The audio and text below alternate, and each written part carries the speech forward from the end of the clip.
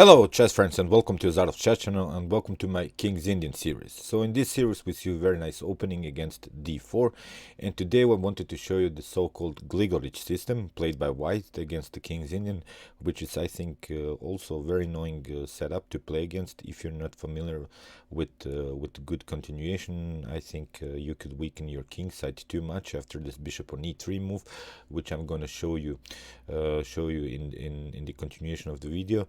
And I'm really sad to say, but this is my last video from the King's Indian series. This bishop on e3, this Gligorich system, I saved for the last video because I had the most troubles while playing against this system before I found this particular line that I wanted to show you.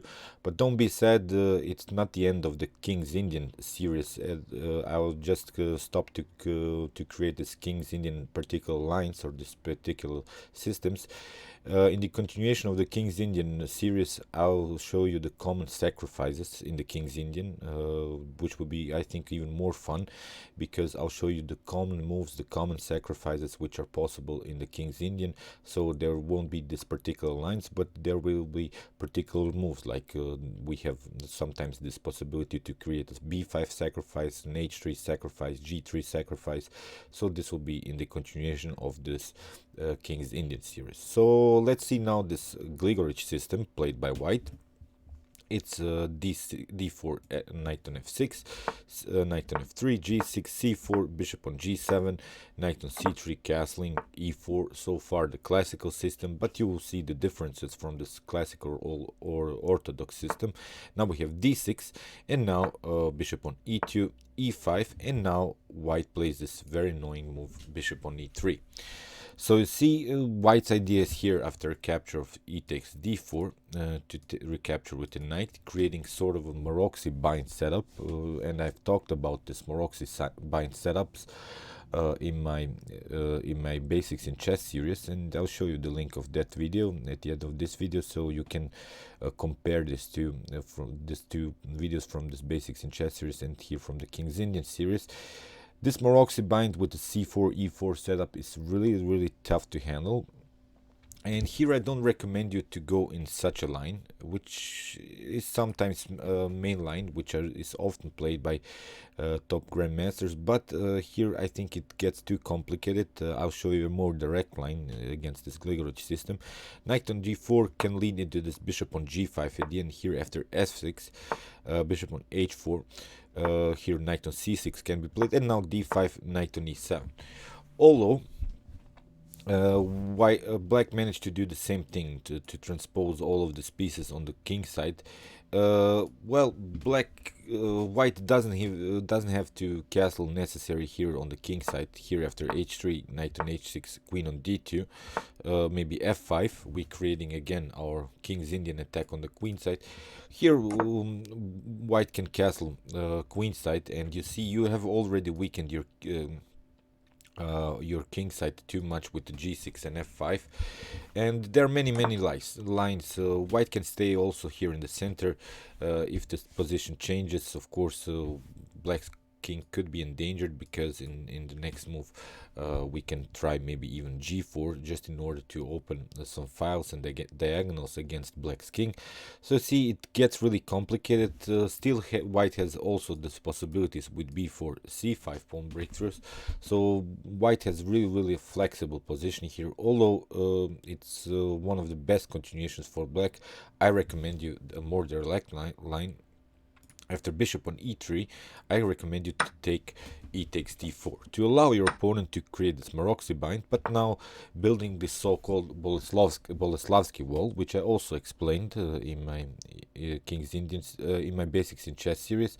So here after castling, we can play rook on e8, attacking immediately this e4 pawn, and now after f3, now we have a very nice pawn breakthrough with d5. So the first instructive game that I wanted to show you in this particular line, it's a game played by Walter Arencebia Rodriguez against Alex Yermolinsky. Here you see with d5 you have already, I think, equalized the position, because your it's possible to create this breakthrough with d5, and now the Morocco bind is not so firm like maybe in Sicilian games, because here we have immediately chance here to push the pawn on d5. Here in the continuation of the game, c takes d5 was played, but now knight takes on d5, because if knight captures on d5, you see, or the pawn captures, we have always this important thing, we have this discovered attack against the bishop on e3. So here bishop on f2 was played, now knight on f4, we are fixing our knight on a very active square, and here white tried h4, which was immediate mistake, because now we have a tactical possibilities which you have to be familiar with. If your opponent tries this h3 or h4, you can play bishop on h3. So if you try g takes h3, we have knight takes on h3, king on g2, we can take the pawn on the bishop on f2. After rook takes, we have queen takes on d4, or even bishop takes on d4.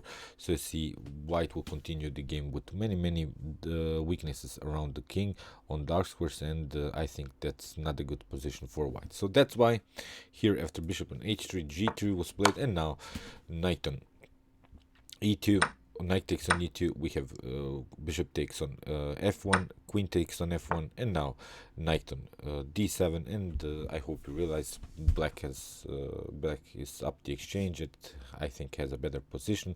You see, again, we have here a weakened king, because the pawns are pushed forward, many spaces left behind in front of the king. So here with the rooks, basically black managed to win the game, because he connected the rooks here on this open file, on the semi-open file, and you traded off some pieces and won very effectively. So I'm not going to show you the whole continuation of the game, because this was an important tactical motif that white recognized, which you have to be familiar with when you're playing this King's Indian against this so-called Gligorich system. So let's see another game. Again, we have this e3, bishop on e3 setup, this Gligorich system, and the instructive game that I wanted to show you. It's a game played by Claudio Pantalone against Maxime Vachier-Lagrave, and here again, we have e takes d4, knight takes on d4, rook on e8, f3, different move order, but with the same idea, c6 castling. And now again, this pawn, very important pawn breakthrough on d5. Here c takes d5, c takes d5. Here black didn't play knight on d5, but okay, with the same idea, here knight on c2 was played, and now knight on c6. Here is also this common maybe pawn sacrifice. Here knight takes on d5, knight takes on d5, and queen takes on d5. Now queen takes on d5, e takes d5, but here the bishop is protected, but here you have also very nice move, knight on b4, just to deflect the knight from the defense of the bishop on e3, which is always a problem in these types of setups. Knight on b4, rook takes on e3, here we have king on f2, rook on e8 again, but here with the bishop pair, I think it's a better position, although black is a pawn up, but this pawn is really weak. It can be taken after a couple moves. So here rook on d1, we have bishop on b2, taking a pawn. Now the material is equal, still an open position, so of course we are favoring our bishops. Rook on b1, now we have bishop on e5, we have g3, bishop on d6, building very nice formation against this knight. So when you're playing against your knight, you want to be on this two square diagonal, because the knight will need many moves just in order to attack you. So you see, the knight needs 3 more moves to deflect you from this d6 square, which is this kind of setups which are searching while playing against the knight with the bishop pair. So here knight on d3, we have g6, now f4, bishop on d7, and we have now connected the rooks, created sort of a blockade against this d5 pawn. We can also here create a pass pawn situation, which could be really deadly for white. So let's see. Rook on c1, here rook on e4 was played, bishop on f3, now rook on a4, very strong move, attacking now this weakness, the main weakness. And to see how important it is that we have this very nice bishop pair, because the bishop pair always restricts this rook maybe to come here on c6 or c7.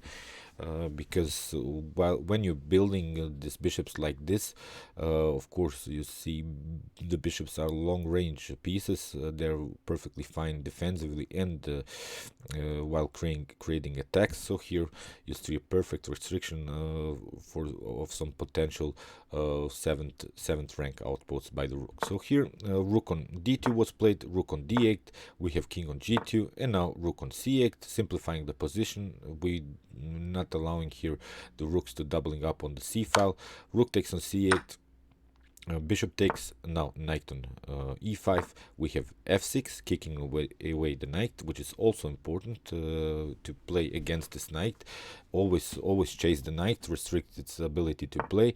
Here bishop on e1 with some counter attack, but now rook on e4. We want to stay on this very important rank, because we are not allowing the knight to come here on c4, because it leads then to maybe d6 possibilities to push forward. We have king on f3, but now very strong move also, rook on e8, because e1, pardon me, if the knight comes, then we here on c4, then we can attack the rook here by b4. So here bishop on c5 was played with the preparation. Now a very strong move, h5, and then bishop on g4. Here really restricting now the king's ability to play. There are also checkmate threats here by black, so that's why here bishop on e2 was played, and now rook on c1, attacking this knight on c4, knight on b2, and you see how black simply plays, simply attacking the whole time this knight, really kicking it away. And now this move h5, which I said, now the possibility very annoying here, bishop on g4 followed with rook on g1. So that's why h3, but that's simply loss of material. Bishop takes on h3. Now we have knight on d3, rook on c3, very strong, because we don't want the knight to take the bishop on c5. Now f5 was played, but now simply bishop on f5, and in this position white resigned. Too much material is lost here. The bishop pair is still perfectly fine, and of course it's a completely winning endgame for black. So let's go back here after this bishop on e3 setup, which is this Gligorich system. Be familiar with this particular line, simplify the position here. E takes d4, knight takes on d4, rook on e8, common move, f3, and now c6, which is very good, because we have always the possibilities to push the pawn on d5, weaken really this firm pawn structure with the so-called Maroczy bind setup. And if we have the possibility to play d5, we have to do that, because it's a really positional game then after that, if you're not playing it, because you basically pushed away with the pawns. White will slowly improve the position of the pieces and create maybe h3, f4, e5, or f5 pawn breakthrough. So this could be a huge space advantage for white.